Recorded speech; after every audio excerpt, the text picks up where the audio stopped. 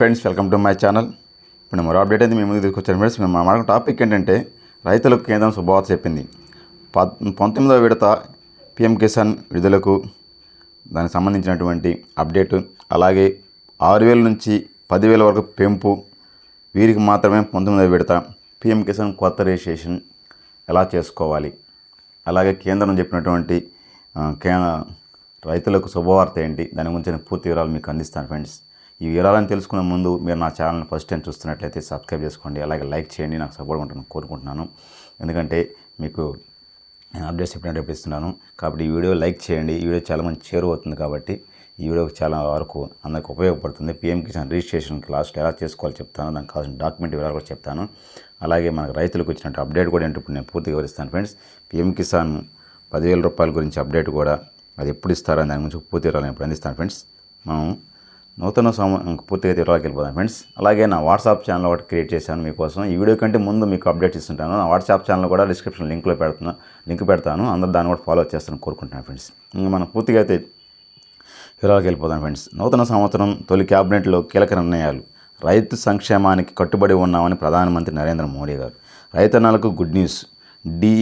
DAP subsidy కొనసాగింపు, 2 పంటల బీమా పథకాలు మరో ఏడాది కొనసాగింపు. 50 కిలోల డిఏపి బస్తా 1,350కే ప్రస్తుతం ధర కొనసాగించాలని నిర్ణయించిన కేంద్ర ప్రభుత్వం. అంతర్జాతీయ మార్కెట్లో పెరిగిన ధరలు భారం పడకుండా అదే ధరలకు అందేలా చర్యలు.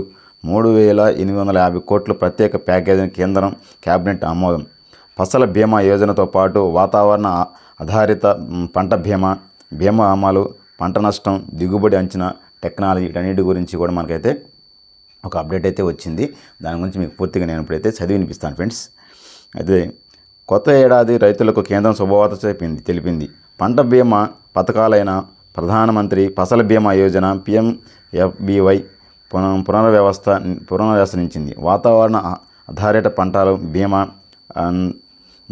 పథకాలు 2025-26 వరకు కొనసాగించడంతో పాటు వాటి కేటాయింపును పెంచాలని నిర్ణయించింది. ఈ 2 పథకాలు కొనసాగించే ప్రతిపాదనకు బుధవారం ప్రధాని మోదీ నేతృత్వంలో సమావేశమైనటువంటి కేంద్ర మంత్రి వర్గం ఆమోదం ముద్ర వేసింది. ఈ పథకంకు 2020-21 నుంచి 24 వరకు, 25 నుంచి ఆర్థిక సంవత్సరం వరకు దీన్ని కొనసాగింపాలనేసి కేంద్రం కేబినెట్ మంత్రి తెలిపింది. దీనికి 66,550 కోట్లు కేటాయించగా దాన్ని 2021-22 నుంచి 2025-26 ఆర్థిక సంవత్సరాలకు గాను 69,51,571 రూపాయలు దాన్ని మనకి కేటాయించినట్టయితే మనకి ఇక్కడ తెలుస్తుంది ఫ్రెండ్స్.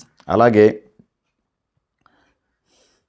కేంద్ర నిర్ణయంతో 2026 వరకు రైతులకు మేలు జరుగుతుందని, అలాగే బీమా పథకాలు అమలుకు భారీ మొత్తం సాంకేతిక వినియోగించేందుకు 827.77 కోట్లతో fund for informations and technology ఏర్పాటుకు కేంద్రం ఆమోదం తెలిపింది. ఈ టెక్నాలజీ పంట నష్టం అంచనాలకు త్వరితగతి తెలుసుకోవడానికి పాటు క్లెయిమ్ సెటిల్మెంటు వివాదాలను తగ్గించేందుకు దోహదపడుతుందనేసి మన కేంద్ర ప్రభుత్వం చెప్తుంది ఫ్రెండ్స్.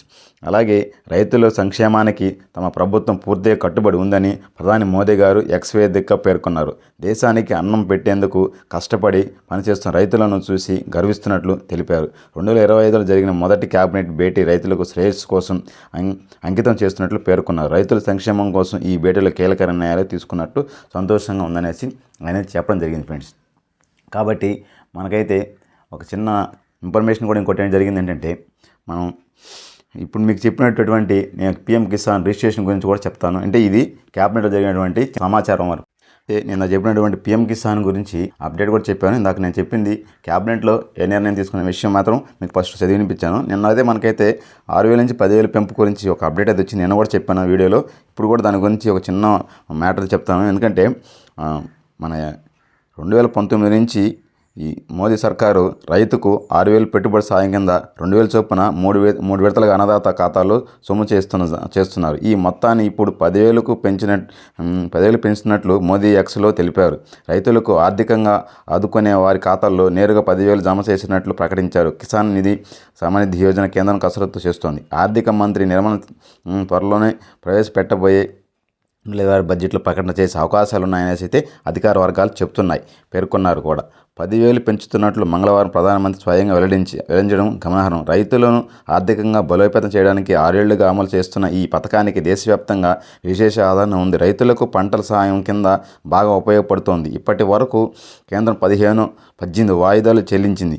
కొత్త ఏడాది ఫిబ్రవరి 19వ వాయిదా జమ కోసం రైతులు ఎదురు చూస్తున్నారు. తరుణంలో ప్రధానమంత్రి ప్రకటన వారిలో ఆనందం వ్యక్తమైతే చేసింది. కానీ ఈ పీఎం కిసాన్ రిజిస్ట్రేషన్ గురించి కూడా నేను చెప్తాను. కానీ ఈ విషయాన్ని అయితే మాత్రం ఎక్స్లో అయితే మన ప్రధానమంత్రి గారు చెప్పడం జరిగింది. కానీ నిన్న జరిగినటువంటి క్యాబినెట్ మీటింగ్లో మాత్రం దీని గురించి అయితే ప్రస్తావించలేదు. వ్యవసాయంపై కేంద్ర క్యాబినెట్ నిన్న చర్చించిన విషయం తెలిసింది. ఈ క్రమంలోనే పీఎం కిసాన్ పెట్టుబడి సాయాన్ని ప్రభుత్వం పెంచినట్లు సమాచారం జరిగింది. అయితే క్యాబినెట్లో దీనిపై ఎలాంటి నిర్ణయం అయితే తీసుకోలేదు. FEB 1 ప్రవేశపెట్టిన బడ్జెట్ నాటికి సాయం పెంపు స్పష్టత వచ్చే అవకాశం ఉందనేసి విశ్లేషకులు భావిస్తున్నారు.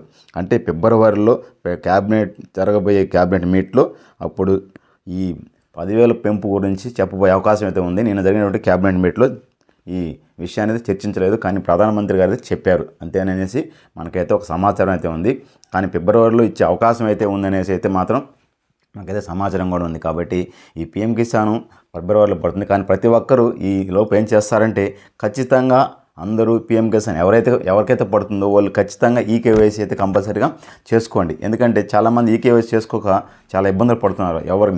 మొన్న కూడా నా దగ్గరికి ఒక 2-3 అయితే వచ్చారు పీఎం కిసాన్ ఈకేవైసీ చేసుకోవాలనేసి. ఎందుకు చేసుకోకపోతే డబ్బులు నిలిచిపోయినందువల్ల డబ్బులు పడట్లే. కాబట్టి ప్రతి ఒక్కరు ఏం చేస్తారంటే మీరు ఖచ్చితంగా ఈకేవైసీ అయితే చేసుకోండి. మీ దగ్గరలో నుండి సిఎస్ సెంటర్కి వెళ్ళండి, లేదా మీ సిఎస్ సెంటర్కి వెళ్ళి అడగండి పీఎం కిసాన్ ఈకేవైసీ చేస్తారు. ఆధార్ కార్డు ఎత్తుకెళ్ళండి, అలాగే మీ ఆధార్ ఫోన్ నెంబర్ లింక్ ఉన్నటువంటి ఫోన్ కూడా ఎత్తుకెళ్ళండి. ఎవరైతే రైతుకు పేరుతో ఉందో వాళ్ళే ఖచ్చితంగా వెళ్ళాలి, ఫింగర్ పెట్టాల్సి ఉంటుంది అనమాట. ఓటీపీ ద్వారా చేశారు, కానీ దాని ద్వారా డబ్బులు అయితే ఎవరికి పడట్లేదు, దానివల్ల ఉపయోగం లేకుండా పోయింది అని కూడా మనకైతే సమాచారం ఉంది. కానీ దాని గురించి కూడా ఓటీపీ ద్వారా చేస్తే పడుతుందనే విషయాన్ని కూడా మీ దగ్గర ఉన్నటువంటి వ్యవసాయ అధికారులను తెలుసుకోండి, చెప్తారు. ఎందుకంటే దాని ద్వారా తక్కువగా చాలా వరకు పడట్లేదనేసి మనకైతే సమాచారం ఉంది, చెప్పారు కూడా. కాబట్టి నేను తెలుసుకున్నటువంటి సమాచారం అది. నాకు కూడా సిఎస్ సెంటర్ ఉంది, నేను కూడా చాలామంది పీఎం కిసాన్ రిజిస్ట్రేషన్ చేస్తున్నాను కాబట్టి చెప్తున్నాను. కొత్త రిజిస్ట్రేషన్ అయితే కొద్దిగా సాంకేతిక లోపం వల్ల అప్పుడప్పుడు అవుతున్నాయి. మీ దగ్గర ఉన్న సిఎస్ దగ్గరికి వెళ్ళి కొత్తగా ఎవరైతే చేసుకోవాలనుకున్నారో వాళ్ళ దగ్గరికి వెళ్ళి కొత్త రిజిస్ట్రేషన్ చేసుకోండి. ఎందుకంటే అప్పుడప్పుడు అవుతున్నాయి. అవి అడిగి తెలుసుకొని మీరు దగ్గర ఉన్నటువంటి సిఎస్ సెంటర్లో మీ కొత్త రిజిస్ట్రేషన్ చేసుకోండి. మీ ఆధార్ కార్డు ఎత్తుకెళ్ళండి, అలాగే రేషన్ కార్డు ఎత్తుకెళ్ళండి, పొలం పాస్బుక్ జెరాక్స్ ఎత్తుకెళ్ళండి, 1B జెరాక్స్ ఎత్తుకెళ్ళండి, అలాగే ఫోన్ కూడా ఎత్తుకెళ్తే ఆ దగ్గర ఫోన్ నెంబర్ లింక్ ఉన్నటువంటి ఆ ఫోన్ ఎత్తుకెళ్తే దానికి ఓటీపీ వస్తుంది. అలాగే ఏ రైతుకైతే పొలం ఉందో ఆ పొలం రైతు అయితే వెళ్ళి ఖచ్చితంగా ఫింగర్ పెట్టాల్సి ఉంటుంది. అలాగే అకౌంట్ పాస్బుక్ ఎత్తుకెళ్ళండి. అకౌంట్కి ఆధార్ లింక్ కంపల్సరీగా NPS లింక్ అయ్యి ఉంటేనే డబ్బులు పడతాయి అనేది మాత్రం మీరు గమనించవలసిన విషయం. ఈ విషయాన్ని మాత్రం ప్రతి ఒక్కరు తెలుసుకోవాల్సిన విషయం. ఏ ప్రభుత్వం నుంచి అమౌంట్ పడాలంటే ఖచ్చితంగా పీఎంకి అకౌంట్కి NPS లింక్ ఖచ్చితంగా ఉండాలి ఫ్రెండ్స్. ఇది ఫ్రెండ్స్ నేను చెప్పండి సమాచారం మీకు నచ్చినట్టయితే లైక్ చేయండి, నాకు సపోర్ట్ ఉంటాను కోరుకుంటున్నాను. జై హింద్. చిన్న పొరపాటు మన్నించండి.